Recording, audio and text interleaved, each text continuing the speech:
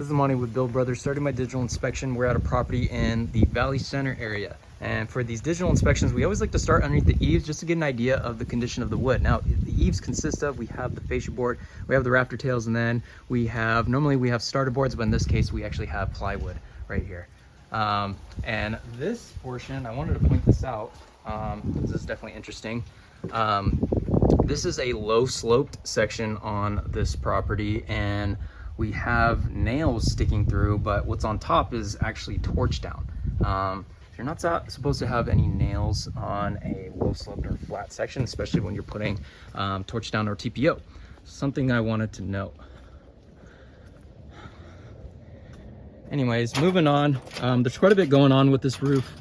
So first things first, we have the drip edge. Drip edge is that metal flashing that goes along the fascia board, and this is key to getting that water off and not soaking into the wood anytime it rains. So that's a good sign. And what we're looking at here is a architectural asphalt shingle roof, and common theme on this roof is exposed nail heads. There's quite a few exposed nail heads that I'll be pointing out. Might not get to all of them, but that's all right. But you can see on the perimeter there is quite a few. And we also have a solar system on here as well. And the way these were actually installed, it used to be an approved solar installation process, but this process has been proven to fail in the future, right? So this actually wears away after a while and begins to leak anytime it rains. So definitely want to replace these with new anchor points that actually slide underneath the shingles. Now another thing I wanted to note is the ridge caps. There's actually no proper ridge caps like we see on the neighbor's house over there. See the difference right here? What they did is actually looks like they split open a shingle course and used that for the ridge. And you can see sprinkled all throughout here is exposed nail heads.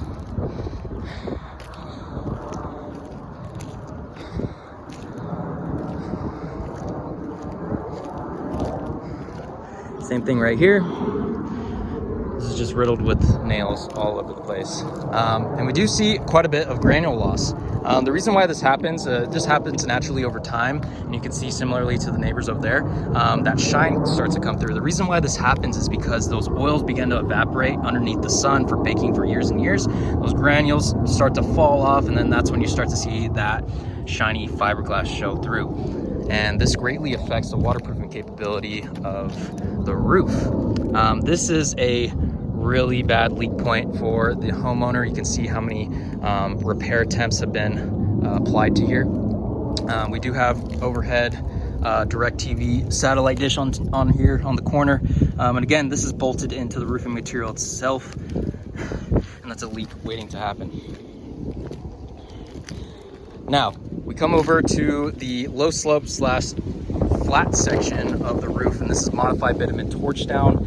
And you can see, again, this is unprofessionally installed as well. You can see the wrinkles in the material.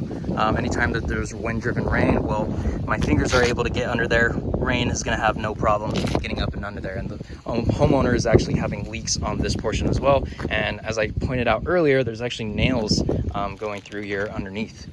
And another thing that we look out for is the bleed out. We like to see at least a 1/4 to 1/2 inch of bleed out on each of these seams. And we don't have anything on here, right? This is completely open. So again, just another leak point for this roof. Checking up underneath this eave, we have a roof to wall flashing, and these nails are exposed as well. And I don't see any counter flashing to cover this. Some more exposed nail heads, so you get the idea. Again, we have the same thing over here. This is lifted up. This is completely open. And we have the same thing as we saw on the front. And what's interesting about this is it looks like there were ridge caps on this underneath, but what they went ahead and did is put a course of or a shingle course on top of that with some felt paper. So yeah, definitely not up to code, and is actively leaking. Then we go to this side section that also has torch down. And again, you can see just how much granule loss is on these products. So normally with this transition, we want to roll up the material about 3 to 4 feet underneath the shingle course, and there's no need for nailing any type of flashing on here, so that's not up to code. And then same thing with this. This is actually nailed in on top. Looks like a drip edge. They went ahead and just nailed the drip edge on top of that. And another thing to note for this roof, well, this roof is very low sloped. You can see there's multiple portions on this where, I mean, I would even call it a 212 pitch. It's very low slope. So anytime that rain comes on here, it's gonna have, it's gonna flow off very slowly, and there's gonna be more opportunity for that water to get up and under the roofing material and down to the wood decking.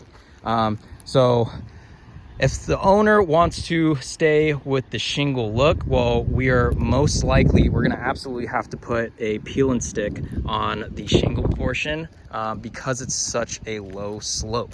Now, if they wanna, really waterproof this and just do one single material, well, I'm gonna recommend doing TPO. So not only for this portion, definitely gonna recommend TPO for the flat sections, but we can also do TPO for the full thing. TPO is a synthetic material. It's used on a lot of commercial buildings. It does a very good job at keeping water out long term. It stands up against the UV rays, so it helps cool the area, and it essentially creates one single membrane on the entire roof surface. So it does a superior job at keeping the water out long term, and also prevents algae growth. So what we need to do on this is absolutely needs to get torn down to the roof, the wood decking. We need to address any rotten wood that we may find. I have a feeling that there will be a substantial amount of wood replacement on this because of the condition of the roof and the nature of the way it was installed. So that's done on a discovery basis.